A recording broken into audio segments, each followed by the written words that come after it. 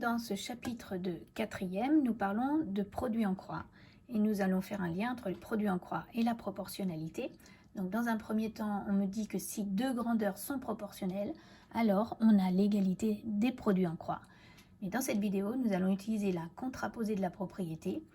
Si les produits en croix ne sont pas égaux, alors les deux grandeurs ne sont pas proportionnelles pour justement montrer qu'il n'y a pas proportionnalité entre deux grandeurs.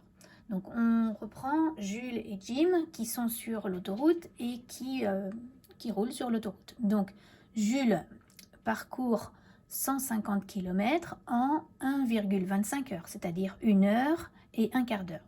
Jim, il parcourt 187,5 km en 1,5 heures, c'est-à-dire 1 heure et demie. Donc on nous demande est-ce qu'ils ont roulé en moyenne à la même vitesse. Donc en quatrième, avec les produits en croix, donc on va séparer les calculs en faisant ce premier calcul, 1,25 multiplié par 187. Donc grâce à la calculatrice, on trouve ce nombre-là. Le deuxième produit en croix, 150 multiplié par 1,5, on trouve 225. On a clairement des produits en croix qui sont différents. Donc les deux grandeurs ne sont pas proportionnelles. Et donc non, leur vitesse moyenne est différente. Donc voilà, en quatrième, comment on fait. Mais est-ce que cette technique qui fonctionne a du sens? Pas vraiment, parce que si on réfléchit bien, on a fait un produit de 1,25 heures multiplié par 187,5 km. Donc ce sont des kilomètres multipliés par des heures. Je ne sais pas ce que ça veut dire. Je sais ce que c'est que des kilomètres par heure, mais des kilomètres fois des heures, je ne sais pas. Et puis, finalement, on multiplie une donnée de Jules par une donnée de Jim. Donc, je ne sais pas trop à qui va appartenir ce résultat-là.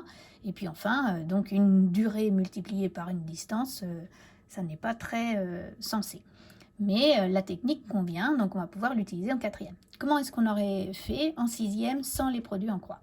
Donc, on aurait pris les données de Jules et on se serait dit, on va chercher pour 1 heure, quelle est la distance parcourue. Donc, j'ai 1,25 heures, je vais diviser par 1,25. Donc, en sixième, divisé par un nombre décimal, on prend la calculatrice, on trouve 1.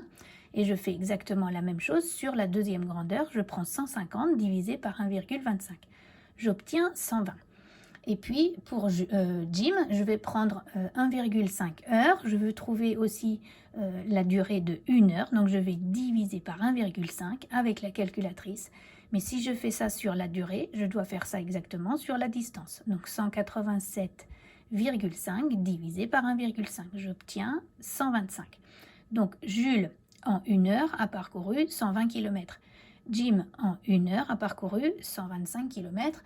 C'est bien des vitesses respectables sur autoroute, mais ce n'est pas la même vitesse. Donc non, leur vitesse moyenne n'est pas la même. Comment est-ce qu'on aurait procédé en cinquième? On aurait cherché un coefficient de proportionnalité. Donc on se serait dit, pour passer de 1,25 heures à 150 km, on multiplie par un coefficient K. Ce coefficient de proportionnalité, c'est donc 150 divisé par 1,25. On utilise soit la calculatrice, soit la propriété fondamentale et on trouve 120. Donc finalement, 1,25 multiplié par 120, ça me donne 150. Pour Jim, on aurait fait la même chose, mais a priori avec un deuxième coefficient de proportionnalité. Donc 1,25 multiplié par K' doit me donner 150. Eh bien, ce K', c'est 187,5 divisé par 1,5. Avec la calculatrice ou avec la propriété fondamentale, je vais trouver 125. Donc finalement, je n'ai pas le même coefficient pour Jules et pour Jim. Donc non, leur vitesse moyenne n'est pas la même. Alors, est-ce que ça a du sens? Oui, ça a du sens. Ce 120 que je viens de trouver, alors soit avec la méthode des sixièmes, soit avec la méthode des cinquièmes, et ce 125 pour Jim, eh bien ça correspond finalement à un nombre de kilomètres parcourus par heure écoulée. Et donc ça correspond exactement à la définition d'une vitesse qui serait exprimée en unités kilomètres par heure. Donc on est en quatrième, on peut tout à fait continuer à utiliser les méthodes de sixième, cinquième, mais on est également autorisé à utiliser des produits en croix pour démontrer que deux grandeurs ne sont pas proportionnelles. Voilà.